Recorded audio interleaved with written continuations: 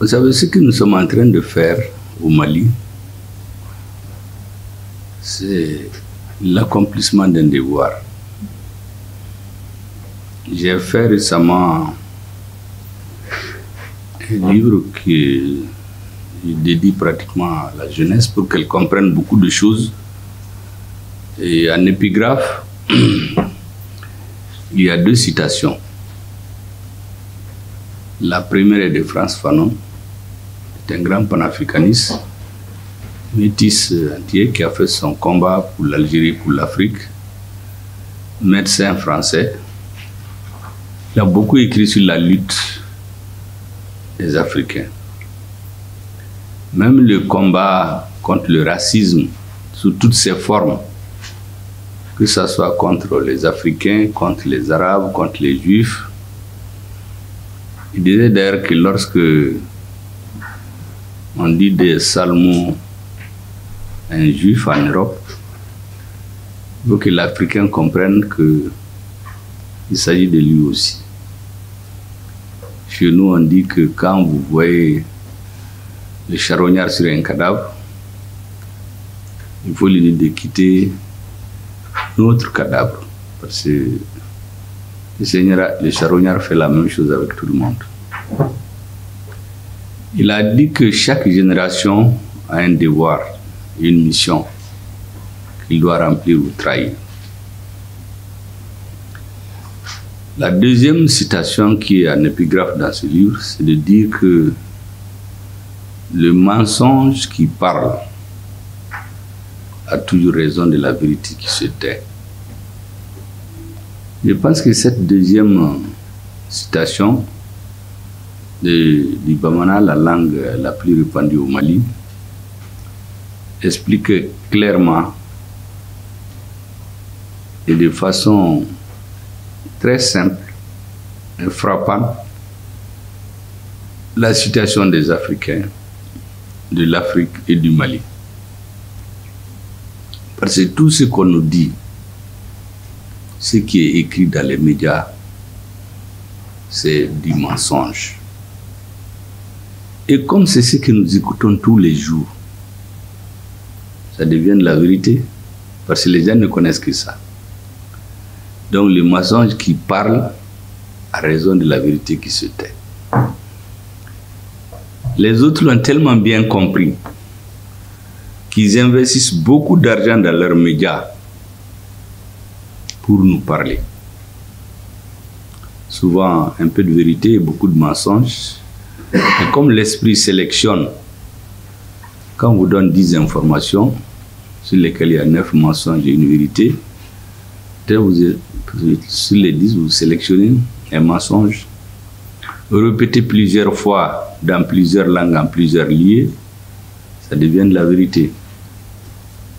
Vous aurez remarqué par exemple que les grandes puissances, pour ne citer que celles dont on parle le plus, vous prenez par exemple la France, dans les médias, ils investissent minimum 600 millions d'euros. 600 millions d'euros, ça fait près de 40 milliards de francs CFA. L'Angleterre, dans BBC, près d'1 milliard d'euros. Les États-Unis, dans la Voix de l'Amérique, Voice of America, plus plusieurs milliards de dollars. Et vous aurez constaté que depuis l'avènement de ce qu'on appelait la démocratie, les gouvernements ont négocié avec les gouvernements démocratiquement élus pour amener ces médias d'abord dans les régions, et puis juste dans les villages et dans les langues nationales. Ce qui fait que les citoyens de nos pays n'écoutent que ce qu'ils disent. Je vous donne un exemple. Quand nous on était jeunes, et certainement certains parmi vous, quand on se lève, on écoute Radio Mali. Quelles sont les nouvelles? Ensuite, les avis communiqués. Les samedis, dimanches, vous trouvez les gens qui écoutent la musique de Radio Mali. Ça, c'est dans les années 60. Mais aujourd'hui, quand les gens se lèvent, vous mettez RFI, BBC, Voice of America, tous les intellectuels, France 24.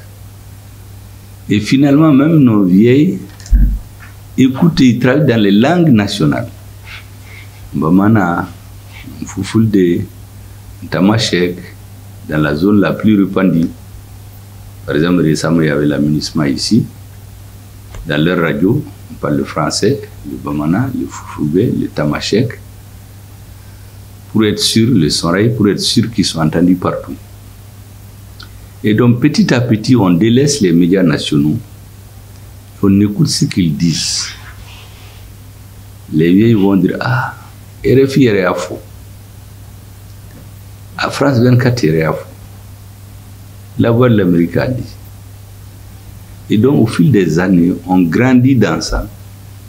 Et ce qu'ils disent devient la référence. C'est la vérité absolue. Ce n'est pas par hasard. Parce qu'il faut formater les esprits. Il faut les amener à réfléchir comment on pense. Vous savez, l'homme est toujours le produit de son être. D'après Karl Marx. Quand vous prenez un enfant, par exemple, vous l'amenez en brousse, il dépasse 5 ans, il ne parle pas. Mais quand vous le voyez, il ne va pas parler. Il va aboyer comme les animaux. Il va marcher à 4 pattes. Parce que le cerveau de l'homme, on le modifie comme on veut. Et il travaille sur ça. Et donc quand on nous habitue à ça, on consomme tout ce qu'ils nous disent comme mensonge. Et ça devient la vérité. Moi, j'ai l'habitude de dire beaucoup de choses aux gens ici. Dans les rencontres avec les délégations internationales, souvent c'est répétitif. Mais je fais exprès parce que les auditeurs ne sont pas les mêmes. À chaque rencontre, les gens apprennent quelque chose. Je le fais pour expliquer aux Africains qu'il n'y a rien au hasard. Tout au long de notre histoire, on a vendu le mensonge au profit de ceux qui le délivrent, pour nous formater et rester dans un état bien donné. Je remonte souvent un peu dans l'histoire, je ne vais pas trop loin. Je m'arrête juste en 1885, en février 1885, lorsque 14 nations européennes, la Russie et l'Amérique, se sont retrouvées pour le partage de l'Afrique. Vous savez, à chaque étape de l'histoire, il y a des nations qui dominent. De la même manière dont les États-Unis dominent aujourd'hui, en ce moment, c'est la France et l'Angleterre qui dominaient. Les Américains étaient là. Ils ont dit, mais on ne voit pas d'Africains autour de cette table. Ils n'ont pas eu de réponse. Les Russes étaient là, ils ont juste constaté, ils ont noté, ils n'ont rien dit. Ceux qui avaient le verbe haut, c'était les Français et les Anglais.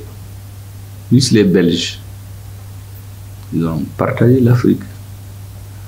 On a donné au roi belge le Congo comme propriété privée. Maintenant, la France, pour nous tromper, pour vendre le mensonge, on met dans les résolutions qu'elle va en Afrique pour civiliser les Africains, pour apporter la mission civilisatrice. Ça, c'est son rôle. L'Angleterre, on leur dit, eux, ils vont pour amener ce qu'ils appellent les 3 C. Civilisation, commerce, christianisme. Vous voyez bien. Et on dit qu'en Afrique, on va aller pour les aider, comme maintenant l'aide au développement. On dit qu'il y a 2 grands fleuves qui s'appellent un le Congo, d'autres s'appellent le Niger. Donc on va aller pour aider à régulariser la circulation sur ces fleuves-là, pour qu'il n'y ait pas de problème. C'est ce qui a été retenu. Nulle part dans les conclusions, il n'a été question de coloniser l'Afrique. Quelques années après, qu'est-ce qu'on a constaté? Le roi belge a pris le Congo comme propriété privée. Pour construire la route Congo-Océan, il y a près d'1 million de morts congolais. qui sont morts au travail. On les frappait, on les battait. Celui qui meurt, on continue. Mais ce roi-là, aujourd'hui, c'est un héros en Belgique. On ne l'appelle pas dictateur. On ne l'appelle pas assassin. On ne l'appelle pas génocidaire. Chez eux, c'est un modèle de roi qui leur a donné quelque chose. Vous voyez la petite Belgique et le grand Congo. Les Français et les Anglais, qu'est-ce qu'ils ont fait? Ils sont venus, ils ont colonisé par la force, tué les gens, occupé, opposé les frères, les amener à s'entretuer. Et par la force, le viol, la violence, ils ont occupé tous les territoires africains.